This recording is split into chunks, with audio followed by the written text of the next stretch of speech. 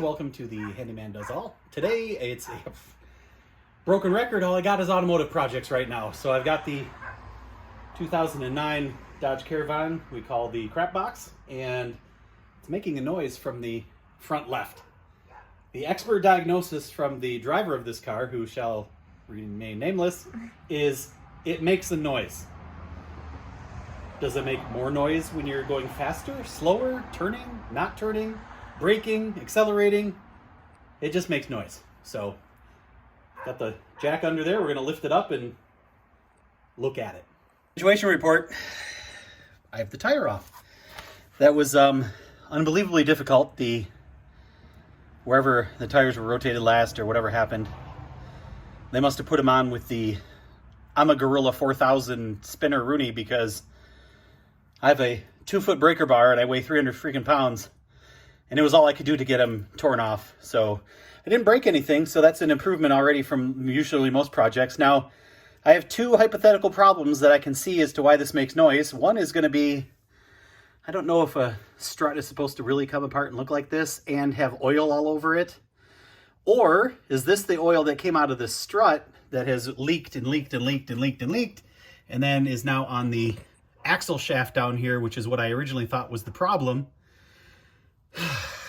Guess what? Either one of these, whether it's replacing the strut, which probably needs to get done, or replacing this axle shaft, huge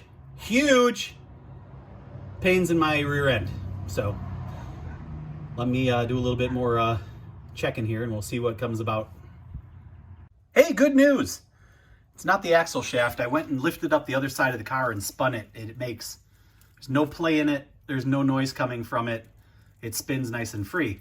So all the oil that's in here, and even though that's shiny, I think that's oil from the strut. So this strut is most likely blown out. Best way to check for that is going to be put it back on its wheel on the ground and basically jump up and down on the hood and see what it does then. Aside from that, I have replaced struts before. There's three nuts on the top of the shock tower, and then there's this guy and this guy that you take off. And then you got to go and somebody's got to compress the spring unless you want to die, and then you can put it back on. So this might be a job that I just take in.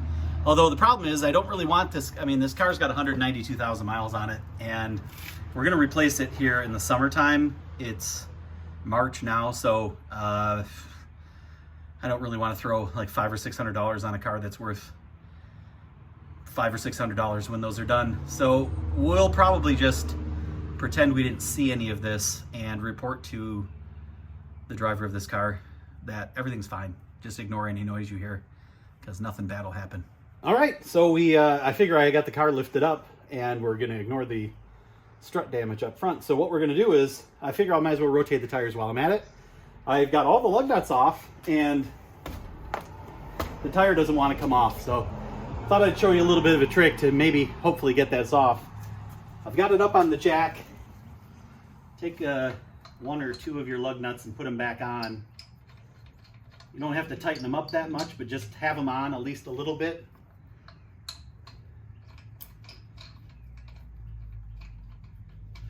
And then take your jack, lower it down, because now all the weight of the vehicle's on something that's fairly loose. Make sure this jack didn't move.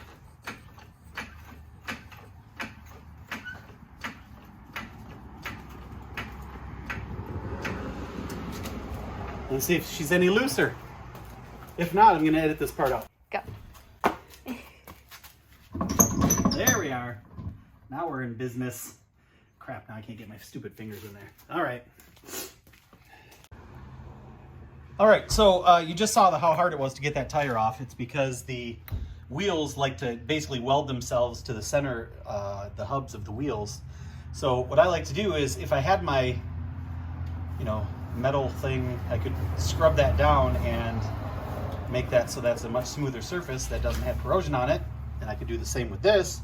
But since I don't, and I don't have any WD-40 or any other non-name brand penetrating fluid, I'm just going to smear a little axle grease on there to try to clean it up so that the next time we take these off, they'll come off a little easier. Well, So what did we accomplish? We found out it's not a catastrophic life or death thing. I could have just done this and started with, that strut's bad. I didn't need to tear anything apart. So I rotated this side tires and I soiled myself.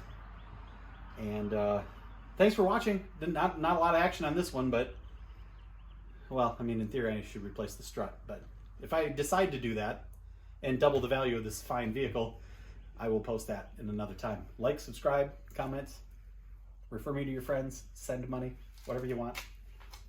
We'll see you next time.